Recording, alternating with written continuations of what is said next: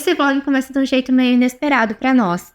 No dia do Natal, a gente tava voltando do almoço em família dentro do carro, naquele clima clássico pós-ceia. Cheios, cansados, sem carisma e sem pressa também. A gente passou como já tinha passado tantas outras vezes ao longo dos anos na frente do zoológico de Sapucaia do Sul. Só que dessa vez eu comentei. Eu falei que eu nunca tinha visitado o zoológico. Isso é curioso por 2 motivos. Primeiro, porque eu moro aqui há anos. Eu sempre passei por ali. É um evento comum da vida de todo mundo aqui da região. Segundo, porque eu e meus alunos somos nada o casal do programa ao ar livre. Esse tipo de rolê nunca fez parte da nossa rotina. Mesmo assim, aquela conversa aleatória ficou na cabeça. Começo de ano tem esse clima de vamos fazer uma coisa diferente, nem que seja só pra sair do automático. Então a gente chamou um casal de amigos, combinou tudo e decidiu ir no primeiro final de semana do ano. Sem grandes expectativas, sem planos mirabolantes, só um surto, um pequeno surto. E foi assim que esse vlog começou.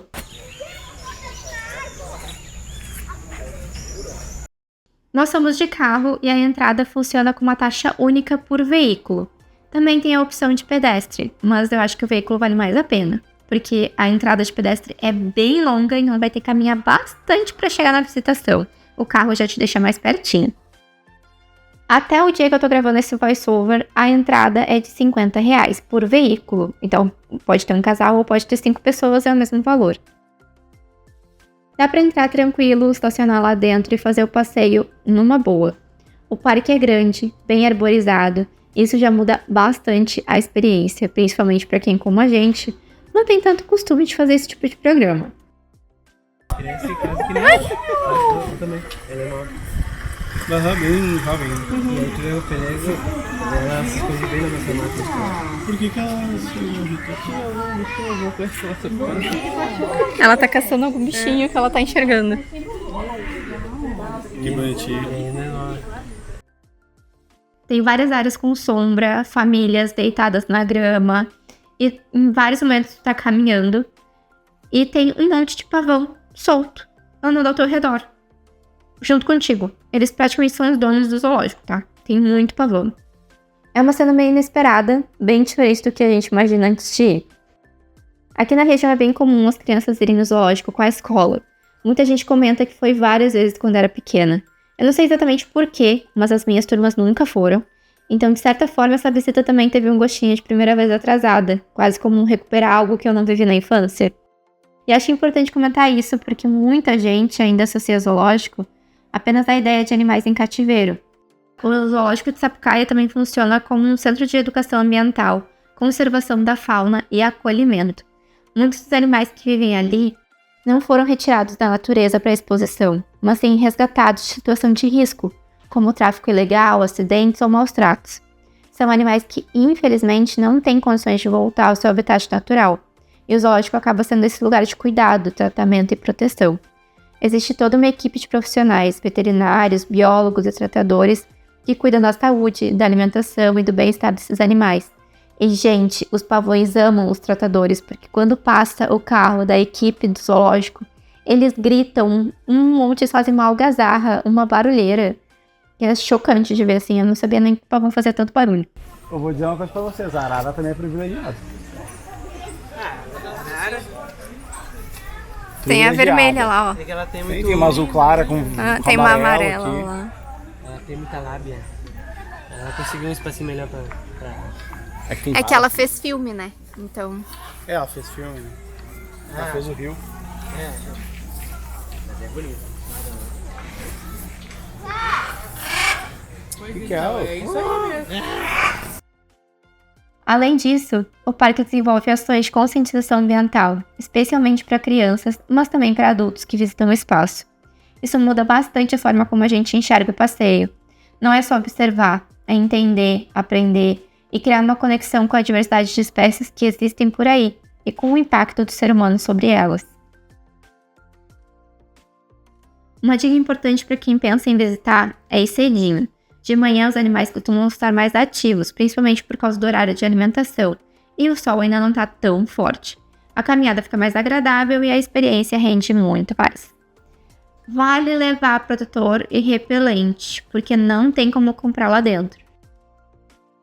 E uma garrafinha de água também ajuda bastante, já que o parque é grande e a gente anda bastante.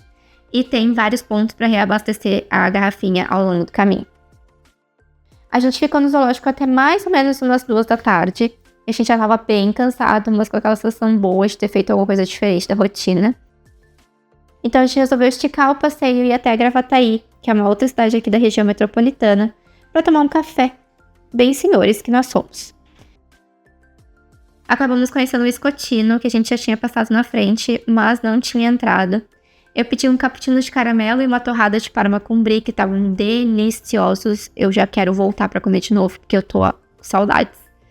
E o mozão apostou num sanduíche de carne de panela, que ele também amou. E aí foi aquele encerramento perfeito para um dia simples, totalmente fora do nosso padrão, mas muito gostoso. Foi um surto na nossa realidade, mas acabou virando uma memória muito boa. Hoje é o nosso dia de descanso. O mozão tá jogando um jogo novo, que ele tá viciado, ele não sai daquele escritório nunca mais. E eu vou terminar de ler Alice. E assim, por que ninguém me avisou? Por que eu comecei? Sabe? O que eu tô fazendo na minha vida? Eu comprei essa edição da Dark Side porque eu achei ela linda. E realmente, sim, ela é linda, tanto a capa quanto por dentro. O trabalho editorial dessa edição, ele tá assim, impecável, tá muito bonito mesmo. Só que Alice, no País das Maravilhas, é um conto, uma história infantil. É uma fábula infantil. E aí é difícil, porque é umas coisas. É uma grande viagem. Uma grandíssima viagem sobre uma menina que cai num buraco numa toca de coelho e descobre um outro mundo lá embaixo. E um mundo onde os animais falam. E as cartas do baralho são pessoas. E ela encolhe e aumenta de tamanho, comendo ou bebendo coisas. Então, assim, é uma grande viagem. Alguém, assim, tava muito alto, não tava puro quando escreveu essa história. Explica ali quem é o Lewis Carroll, todo esse rolê, ele tem essa parte introdutória no livro. E que essa história é uma história que ele contava para essas meninas, que eram as filhas de um amigo, que aí, né, aquela coisa esquisita de ser um homem maior de idade que é apaixonado por 2 crianças, mas tudo bem, vamos fingir que a gente não tem essa informação. E a história em si é uma grande viagem. Então tá sendo muito difícil de querer continuar lendo. Ler é muito fácil, passa muito rápido. Eu li acho que 2, 3 dias só, não seguidos, né? 2, 3 dias aleatórios que eu lembrei de pegar o livro. E eu já li metade. Mas é realmente muito bonita a edição. Mas é muito difícil porque a história não me interessa nem um pouco. Tipo, nem um pouco. Eu não tenho curiosidade nenhuma de saber o final. E eu só vou terminar de ler porque eu não quero abandonar. Porque eu sei que eu não vou voltar nunca mais pra ler esse livro. Então, eu tô muito no impasse de se eu deixo de lado. Eu tô na página 115. Se eu deixo de lado e vou ler alguma outra coisa que eu quero mais, ou se eu termino. Eu tô folhando aqui, eu achei algumas coisas que não são parte da história que tem no final do livro, então tem menos páginas, na verdade, pra eu terminar. Ih, tem bem menos páginas do que eu tô imaginando. Ele termina na página 150. Eu tô na 115, eu tenho 40 e poucas páginas pra ler só. Tá, não, então eu vou ler. Isso aqui eu termino de ler hoje. E aí aqui, ó, na página 152, termina a história aqui. E ainda tem tudo isso aqui de coisas aleatórias que tem no final do livro, de informações extras pra ler, que eu não vou ler, que eu vou estar passando. Acho que uma amostra de um outro livro que tem aqui no final. são cantos. E bem depois, no final mesmo, tem registros de memórias da Alice, que aí mostra quem que era a Alice de verdade, como é que aconteceu a situação, quem que era o Larrys, as irmãs dela, os irmãos, enfim. Então tem todo um extra aqui no final. E tem os originais também, os rascunhos da história que ele escreveu à mão. Também tá aqui com os desenhos e afins. Mas é só pra folhear mesmo. Então tá, então é isso. Eu vou ler agora a partir do capítulo 9. Espero terminar o livro hoje. E aí a gente começa a ler uma coisa que eu realmente queira. E não que eu tô lendo por birra.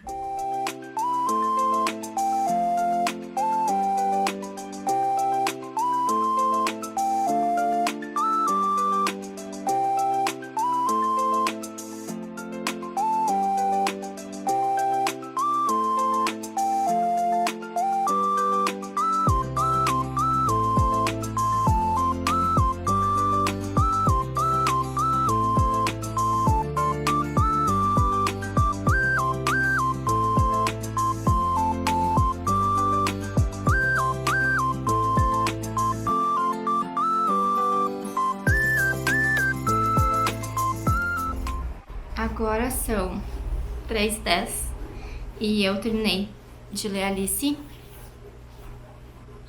Finalmente. E é exatamente o que eu falei pra vocês, é uma grande viagem. No final, acho que é um sonho dela. E assim, não dá pra mim, entendeu? Não tem condição. Vou só botar aqui no meu Scooby. O link do meu Scooby tá aqui no box de informação, pra quem quiser seguir lá e tal, pra gente ver as leituras uns dos outros. Mas não dá. Nossa. Muito ruim. Vou botar aqui como concluído, vai acabar contando como primeiro livro de 2026. E pronto. E estou já com a minha próxima leitura. Eu já tinha comprado esse livro há muito tempo. Foi numa Book Friday que teve, eu comprei vários, só que eu não tinha aberto ainda. Eu vou abrir agora com vocês. E é parte de um mini projeto pessoal que eu tenho, que é ler todos ou quase todos os livros da Agatha Christie. Então esse aqui é o segundo livro dela que eu vou ler. Eu comprei dessa coleção da HarperCollins, porque eu acho muito bonita e ela é de capa dura. Eu peguei Um Pressentimento Funesto. E por quê? Porque eu joguei no ChatGPT que eu queria começar a ler Agatha Christie. E botei lá que eu gosto muito do E Não Sobrou Nenhum.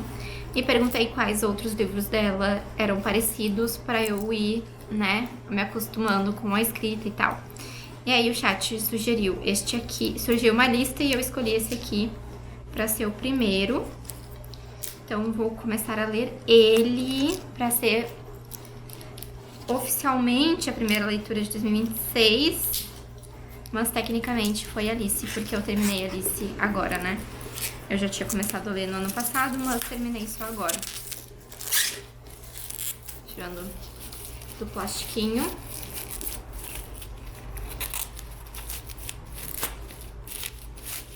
Os Beresford partem para visitar a tia de Tommy, Ada, em um agradável lar de idosos, apesar de seus residentes peculiares. Após a morte da mulher, o casal volta ao local para recolher seus pertences e descobre que uma amiga da tia Ada, a senhora Lancaster, com quem Tuppence tiveram uma assombrosa e suspeita conversa durante seu último encontro, desapareceu tendo sido levada por um parente misterioso.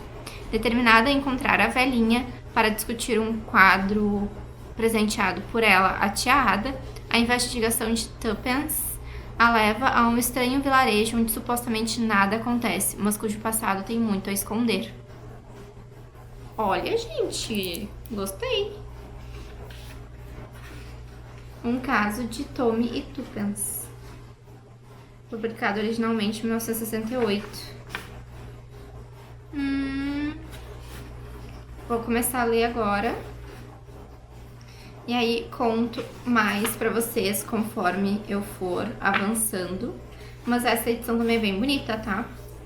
Não tava dando muito, mas ó, a folha de guarda é preta. E tem aqui ó, uma introduçãozinha.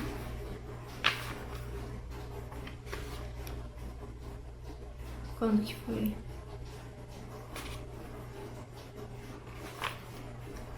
E os capítulos, a abertura também é preta. Sunny Ride. E a fonte é bem boa de ler. Então, gostei. Vou começar agora e eu vou contando pra vocês.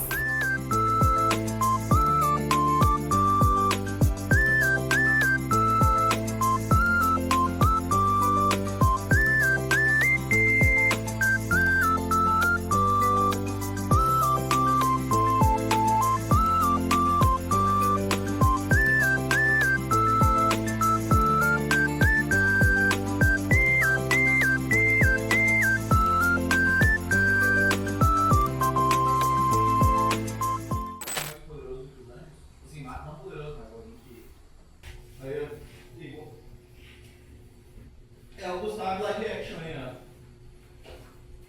Ó, o nariz igualzinho.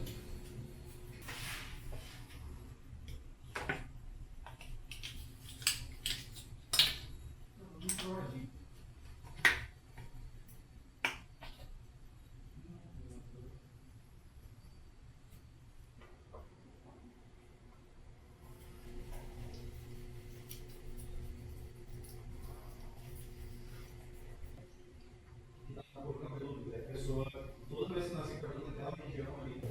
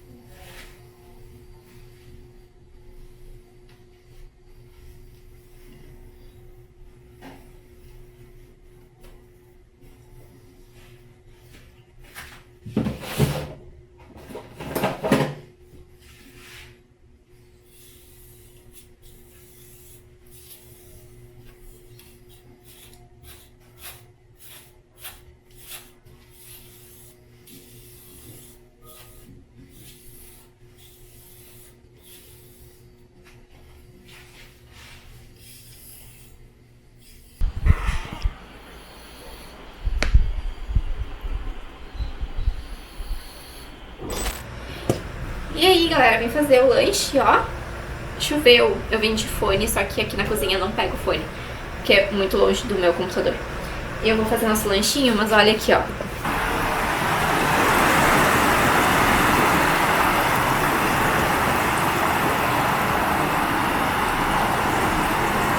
A chuva torando lá fora. Um certo ser. Oi? Tu quer comer?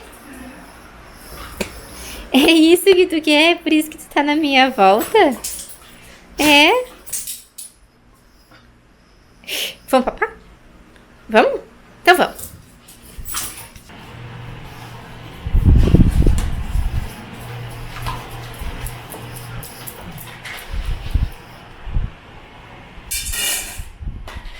Senta. Senta.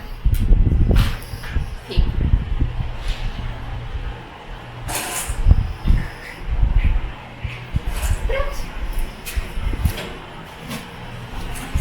Bora de café da manhã. E eu faço nosso café da manhã em 2 etapas.